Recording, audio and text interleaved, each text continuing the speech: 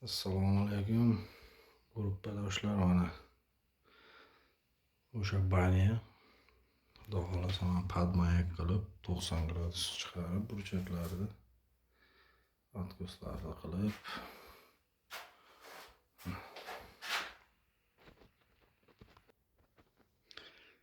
откосlar qo'ldan kelgancha 90 gradus burchaklar chiqardim. Endi kafeli qoldi xudo xolasa.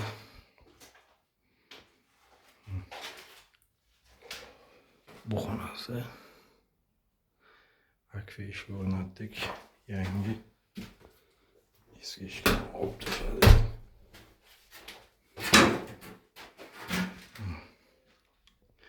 Ikkita akfa eshik. Burchaklar idealniy. Pravilada tekshirib hozir mana shu yerda qoldi, shu yerda ishib qo'ysin. Tashqarisi bo'ldi.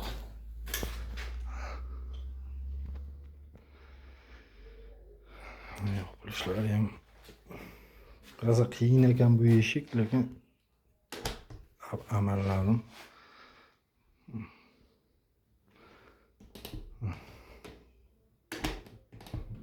Lekin nargisiga 2 kun vaqtim ketdi ana shunisiga. Mana shu rosa qiynadi meni mana shu eshik. Like va podpiska